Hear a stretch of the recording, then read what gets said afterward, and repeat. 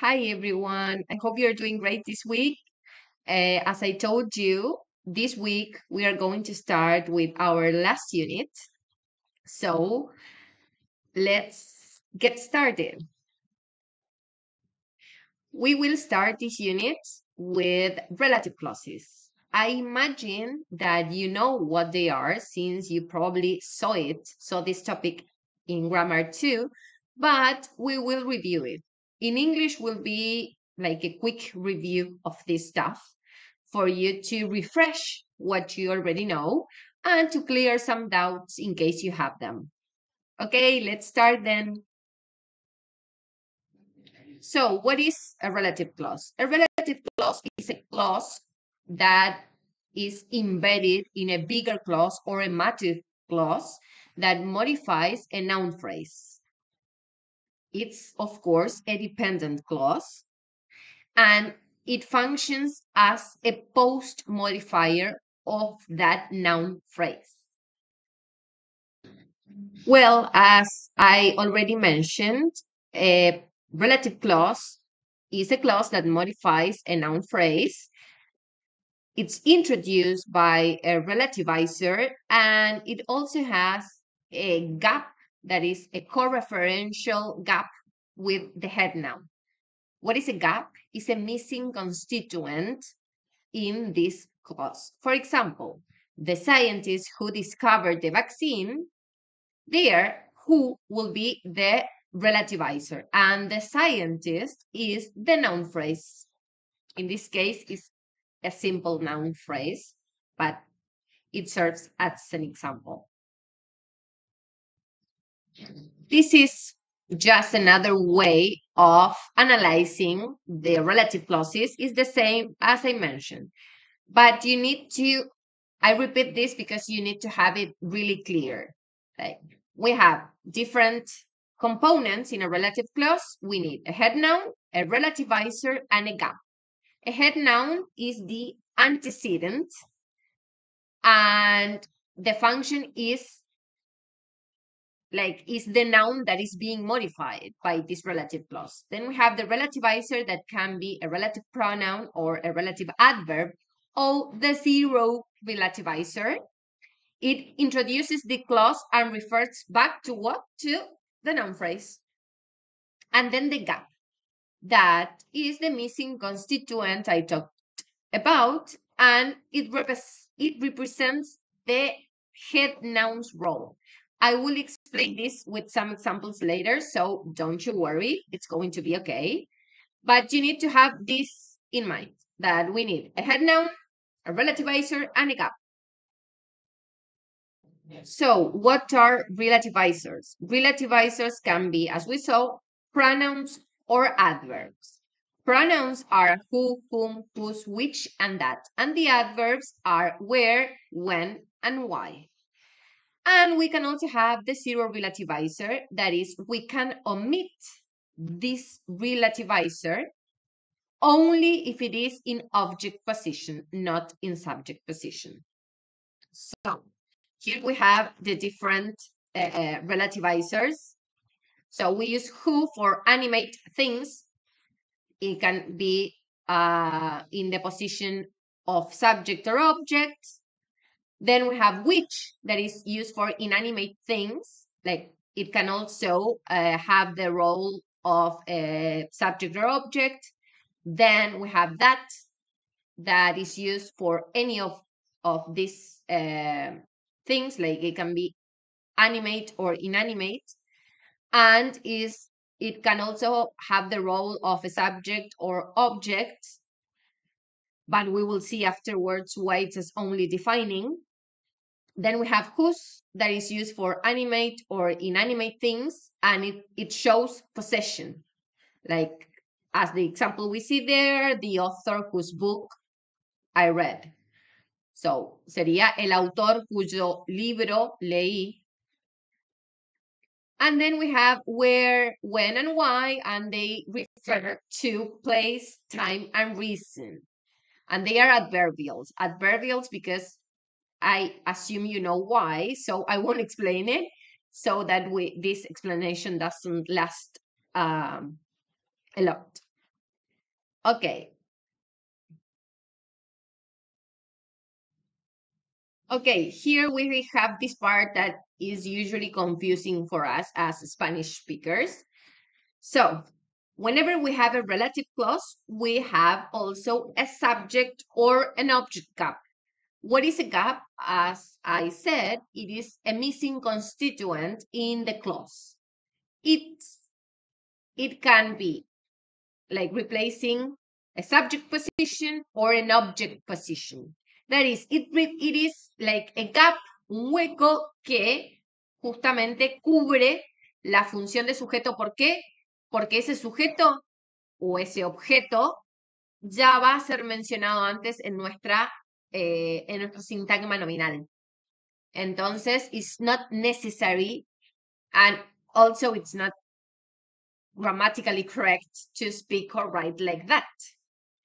So, it is usually easier if you think about these gaps like this. When it's a subject gap, it is usually introducing new information about a topic. And it's also used in an academic style. And in this case, the team who developed the method, the gap there, it's between the team and who developed. So the team, with what is the subject gap here? The subject gap here is they. The team, they developed, so that we replace it with the relativizer and this gap. Okay, so then the object gap is the same, is a gap that is replacing the object position because it's not necessary, like we don't speak or write like that, as I said before. So, but it is well to know that when we have an object gap, it usually refers back to participants that were already mentioned. So this is the difference. The subject gap is introducing information, and the object gap often refers back to known participants. Why is this important when translating? Because, for example, in academic writing in scientific papers, you can find these types of sentences and they wouldn't be this short like the examples given here. Sometimes one sentence in a scientific paper can have, I don't know, up to 11 lines. So imagine, and probably you have a relative clause with a lot of important information. And you need to have to, in order to translate it properly, you need to have very clear which is your noun phrase and which is the head noun of that noun phrase in order to identify it and then like get the idea and then translate it, of course. Okay, so in English we have two different types of relative clauses. They are known as defining or non-defining relative clauses, or restrictive and non-restrictive clauses. They are classified based on their function of identifying or describing the head noun. So, here we have two examples that will show you this. The report that the team published last semester received international recognition. In this case, is a defining relative clause. Why? Because the information that the team published last semester is essential to the meaning of the clause. Is identifying which report. It's not any report, because probably this team made a lot of reports recently. So it is referring to a specific one, it's identifying. So there, it's essential and it cannot be taken out because the clause loses like clarity, probably not the meaning, because the meaning will be complete if I say the report received international recognition. Okay, but which report? If I never mention the report before, it is not clear. So in that sense, it is a defining relative clause. And then we have the second example. Dr. Harris, who specializes in neurology, will speak at the conference next Friday.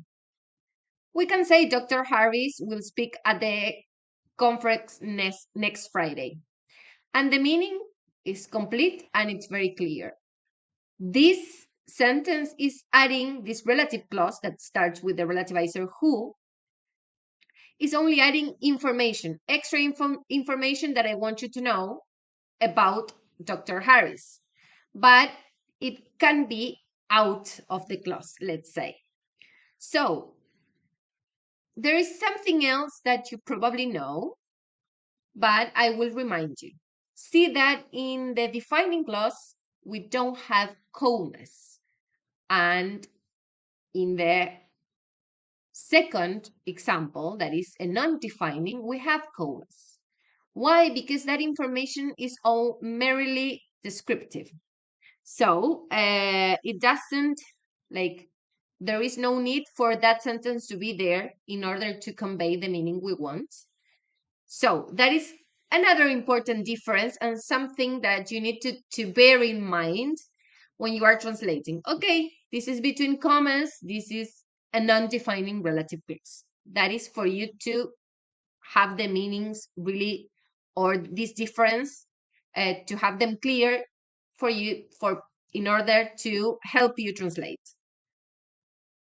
Okay, but up to now, I only spoke about relative clauses in English because I wanted to make a review of them. And also because in Spanish is the same. En español es exactamente lo mismo. La oración relativa no se le llama oración relativa, o cláusula relativa, oración sí. En español, en realidad, según la RAE, son oraciones de relativo. Y son oraciones subordinadas adjetivas. ¿Por qué adjetivas? Porque están modificando a el sintagma nominal de la oración. Entonces, en español también va a haber dos tipos, lo mismo que en inglés, las especificativas y las explicativas. Las explicativas van a ser las non-defining relative clauses porque añaden información adicional nada más que puede estar o no estar presente.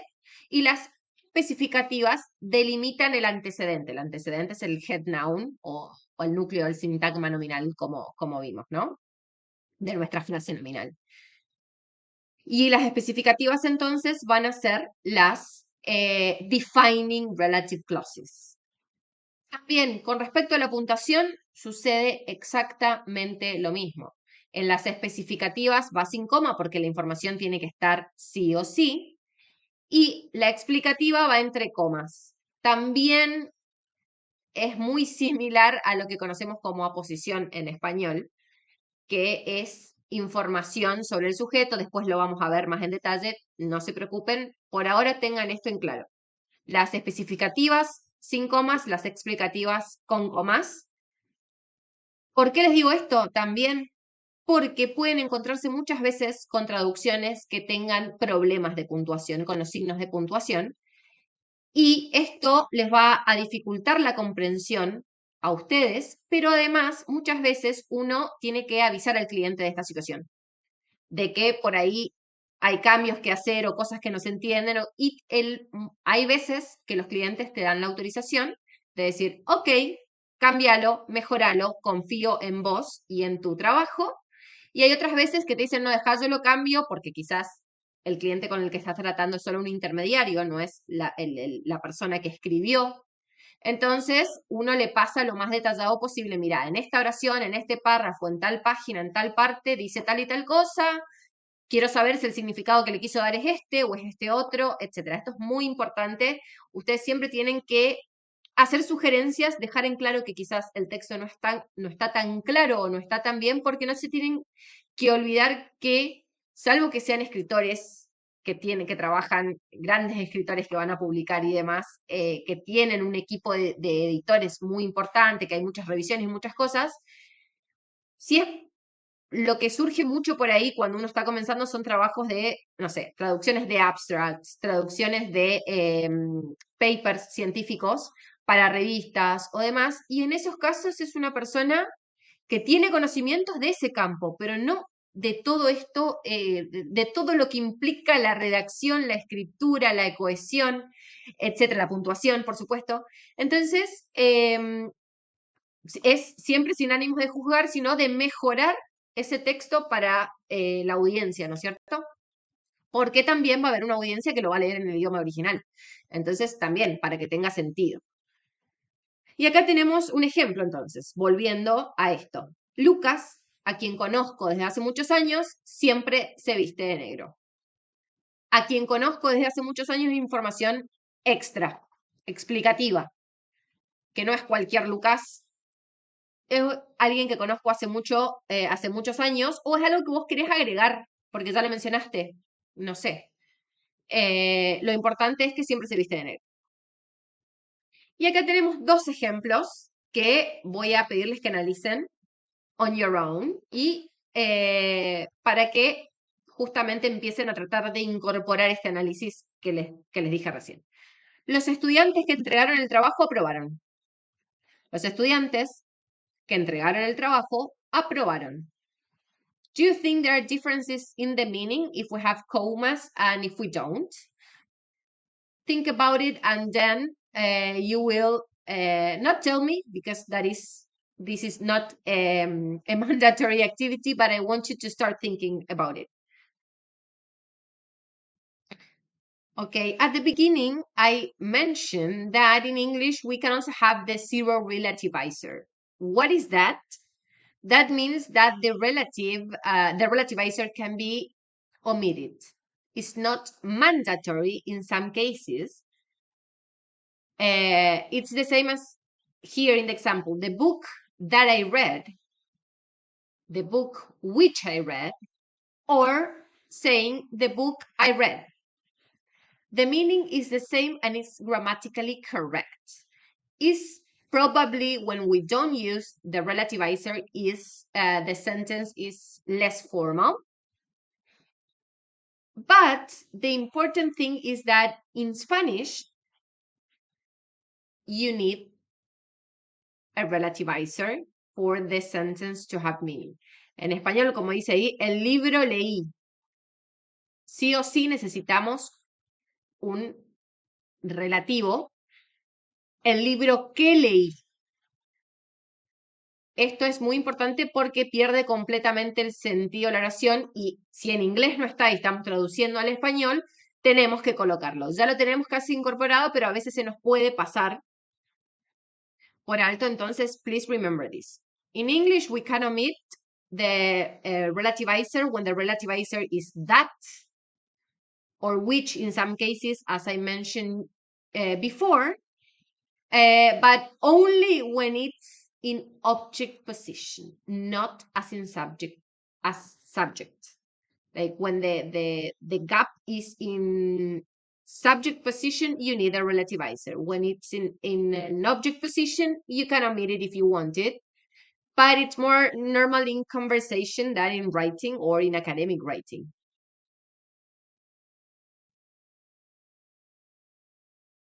Okay, these are the relativizers in English and its Spanish equivalents. In English, who is quién o quiénes, o también puede ser traducido como qué. Whom, a quién o a quiénes. Which, qué, el cual. That es qué. Whose, cuyo, cuya. De quién, del cual, de la cual. And here we see this symbol that we see after whose is the symbol that I used for the purposes of showing that the relativizer is there, but it's not used. That is, this symbol is representing the zero relativizer. The zero relativizer in Spanish is what? ¿Qué? Where es dónde, en qué. When es cuándo o en qué. Why es por lo que, por razón de lo cual, if we want to sound more formal, and so on. These are the most common ones in Spanish. Some things can be added also, but I don't want to make this explanation really long. Then we will check that when you do the activities, the production activity at the end of this lesson. Bueno, y este es otra cuestión en la que voy a insistir mucho. No tenemos que traducir diciendo esto suena bien o nunca lo escuché o no me parece que sea así o me parece que es así. Siempre hay que justificar. Por ahí no al cliente, lo tenés que justificar para vos en caso de que sea necesario explicar, que vos sepas por qué. Primero cuesta un montón, después uno ya incorpora las reglas, después busca, porque hoy todo está simplemente a un clic o un googleo de distancia. Entonces, aprendan, acostúmbrense a hacerlo. ¿Por qué? Porque así también aprenden las reglas.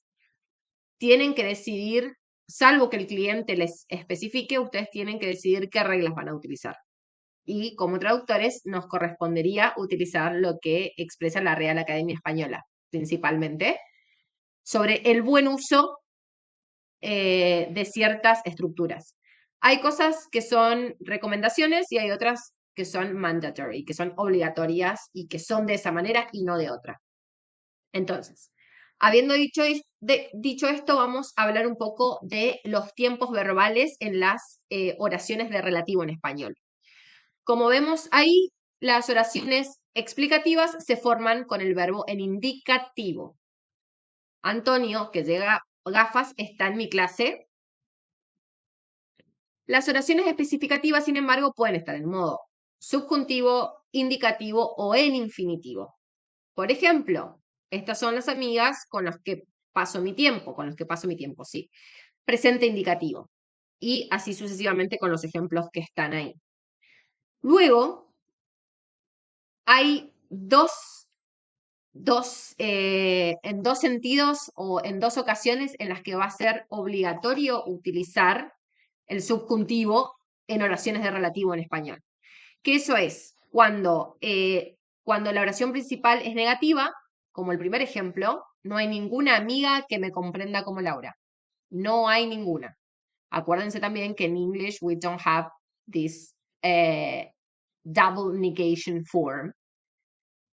Y también cuando la oración de relativo expresa un deseo, una autorización, una prohibición o una evaluación subjetiva de algo.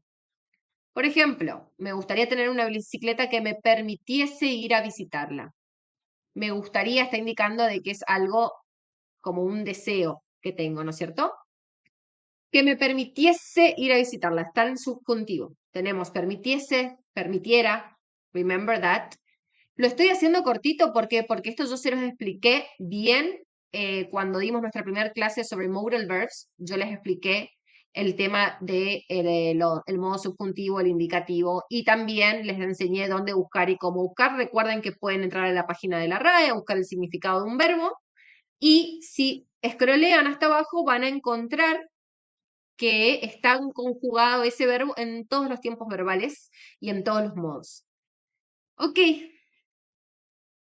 espero que haya quedado claro esto. Igual ya les digo, si tienen alguna duda me consultan. Bueno, chicos, eso fue todo. Este contenido, ya les digo, por favor, lean la bibliografía que les voy a subir del libro que ustedes también creo que utilizan en Grammar 2. Y si tienen alguna duda, por favor, consulten en el foro, escriban, que yo les voy a responder. También, después de ver la clase, tienen que leer sí o sí la bibliografía propuesta para poder hacer la actividad que tienen tiempo una semana. Desde hoy tienen 7 días para entregarla. Por favor, no se olviden de eso. La fecha, el horario de cierre del buzón es el martes 4 de noviembre a las 17 horas, así que antes de eso tienen que entregarlo, por favor. Y I will see you in our next class. Bye. Have a great week.